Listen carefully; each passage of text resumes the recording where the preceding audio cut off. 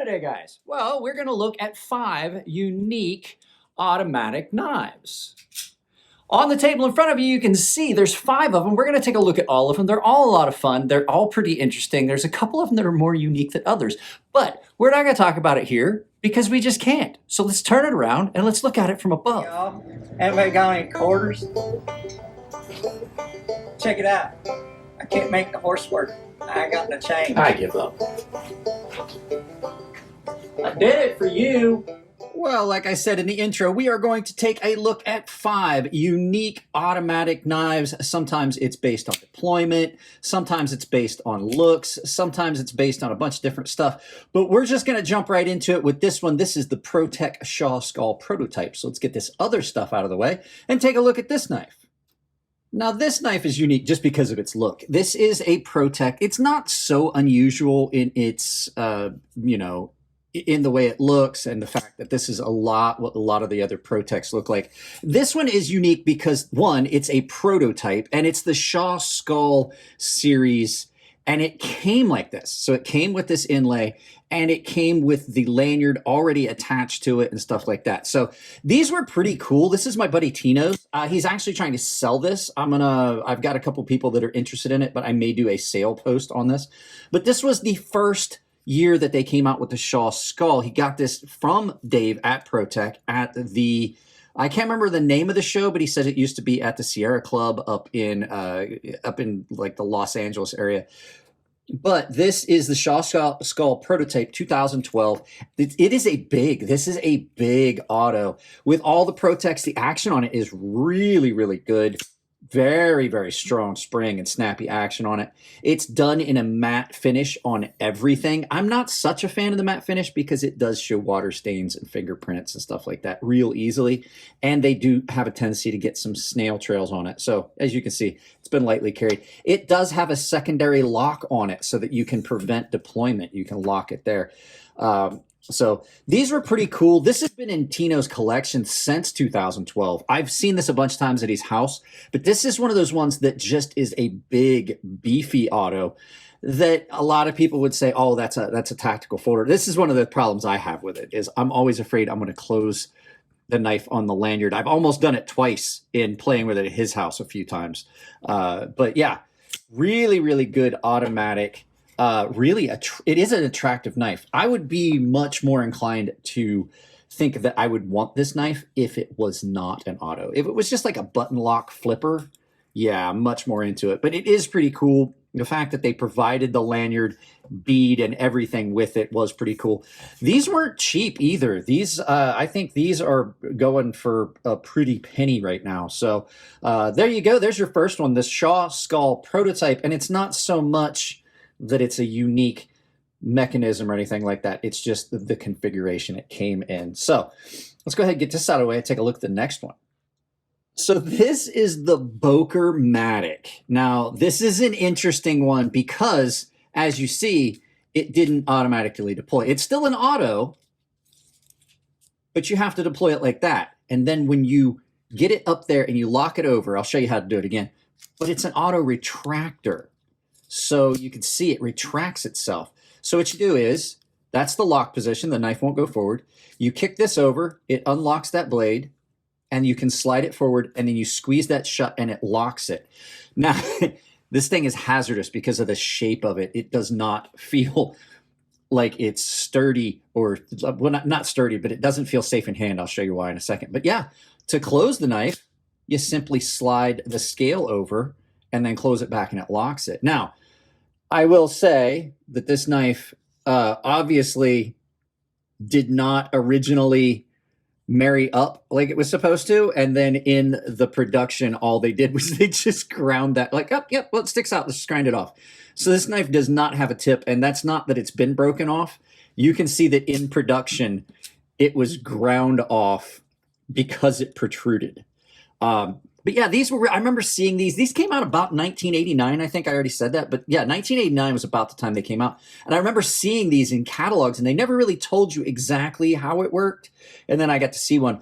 But I'll tell you, like, if you hold it here, you feel stable. But if you've got the extra finger, this does not feel, that's what I was getting ready to show you.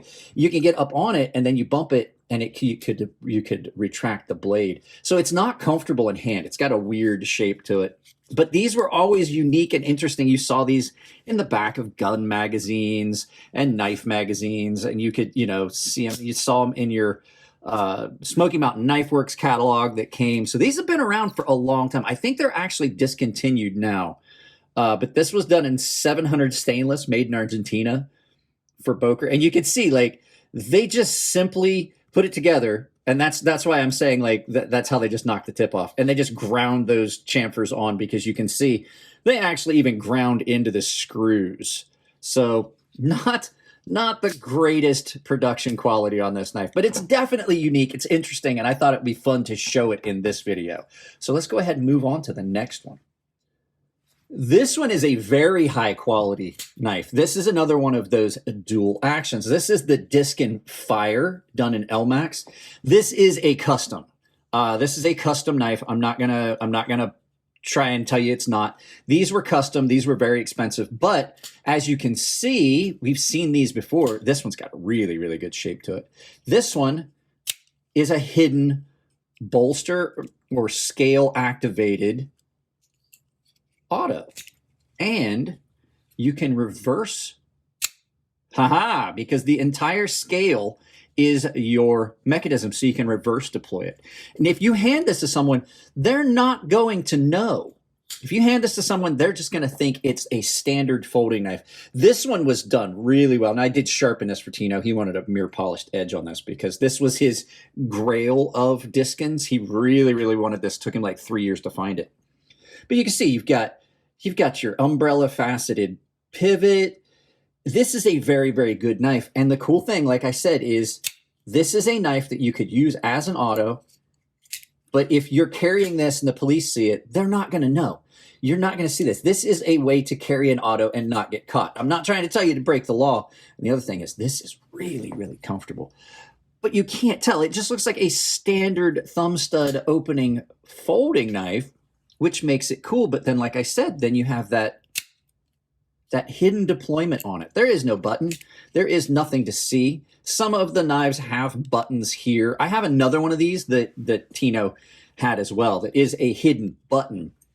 But this one is cool because there is, like, most people would just look at this and they would never know that there's a hidden auto feature on this. And it's just gorgeous. Matt's knives are always great, but this one is really a lot of fun. And it's got some very, very strong deployment. If you're not ready for it, if you are to, like, say you accidentally stumbled across that by bumping it, you could flip it out of your hand. As a matter of fact, I've seen it happen with some of the other Diskins. So there you go. There's number 3, the Matt Diskin Custom Knives Fire. Now, at first blush, this doesn't look so unique and interesting. This is just your standard kit knife that you would have gotten. Tino got this at a knife show, same place, same time he got that ProTech. But these were kits that people would put together, if you remember these. But this one has got a crisp blade on it.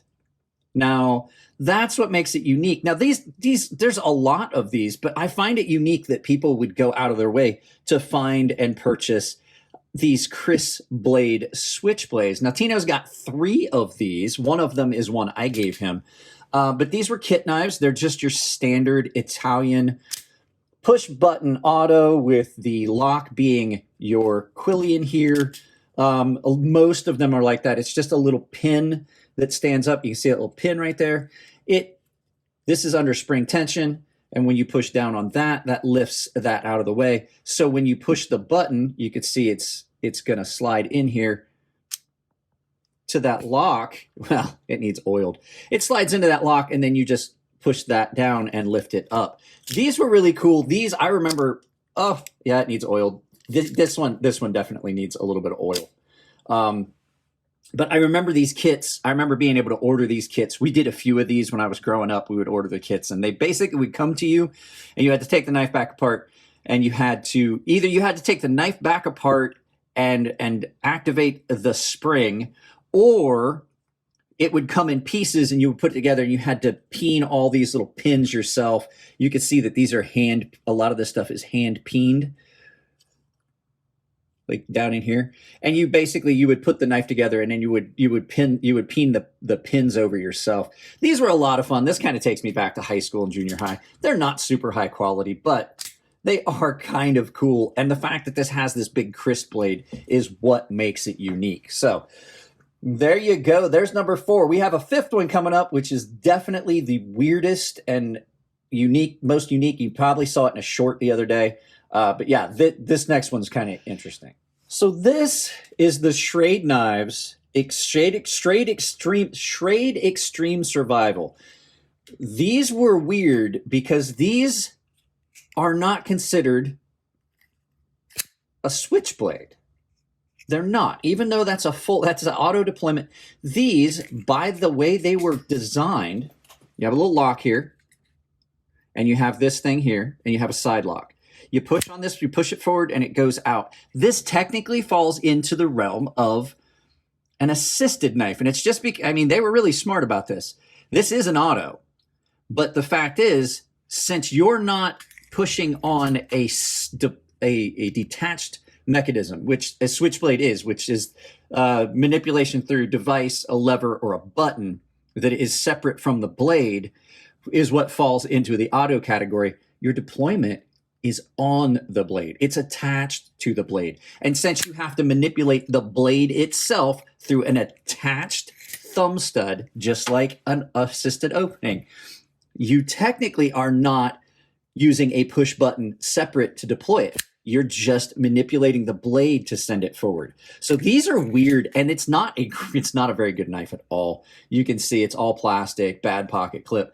But I brought this one out because Tino had this, and this was one that you could get because it falls into the assisted opening. But I mean, technically that is an OTF. These are not good. This is not built real well. I would not trust that this is going to be a good knife. It's got a lot of play, plastic scales, plastic handles, not a lot of metal. And I don't know what the steel is on these, but this was the first gen of their Extreme Ops assisted opening out the front knives. And it is weird. It's all off center. It's all plastic. This one is the most unique, I think, of the batch. I don't know. It's a toss up between these two, which I wanted to have in a video. So I borrowed some other ones, so I had enough stuff to make a video about these two knives, but have it be a 5 fast. So there you go. There is your 5 fast, interesting, and unique autos. Let's turn this around and do some final thoughts. So there you go, guys. Hopefully you enjoyed it. That was a lot of fun. I've wanted to do this for a while, and I just didn't know how I was going to do it. I knew that Tino had a couple knives. I just needed to get a couple more in to do the Boker Matic and that Schrade, because they are weird. They are definitely weird. So hopefully you guys enjoyed the video. I know I did. If you did like the video, give it a thumbs up. If you didn't, give it a thumbs down, but tell me why. Liking the videos is 100% the best thing you can do for any video on any channel. I keep saying it. If you've watched a video on anyone's channel for more than 30 seconds and you haven't dropped a like, you have done nothing to support the channels you like. It really doesn't. The views are not as important, to tell you the truth, as having views that marry closer to the like ratio. So, like I said, if you want to support the channel, like, share, subscribe, drop a comment, hit the bell icon. If you do hit the bell icon, make sure that you've got notifications on that bell set to all, and make sure you've got notifications turned on your device. If you want to support the channel financially, there's a handful of ways. I've got a ton of affiliates down below. The Amazon ones, anything you purchase, whether it's the item you clicked on, it does not matter what you purchase, from face cream to bearing grease. It doesn't matter. But there are a couple there that are specific, and they definitely have, a couple of them have discounts associated with them. Coffee Brand Coffee, 5% off your overall order, and Atlas VPN is 85% off, I think, through New Year's. So if you're trying to look for a VPN, I can get you 85% off through the end of the holidays. Other ways you can do it, I have a membership down below. It's all tier-based. All tiers have access to the Gilded server. Baseline and premium tier members are entered into giveaways I do on the Gilded server, and the premium tier guys have access to a sharpening tutorial series here on YouTube that's behind that paywall. And the final way is I have a merchandise store on Ember Shirt Co., where you can pick up my merchandise or other creators' merchandise at a 10% discount if you use my coupon code CrazySharp, all one word, capital C, capital S, CrazySharp. Saves you 10% at checkout anywhere on Ember Shirt Co. So guys, that's it on this one. Keep it clean in the comments section. If it's your birthday, happy birthday, and I will see you in the next video. Oh, I forgot to say, I love you all. See you next time.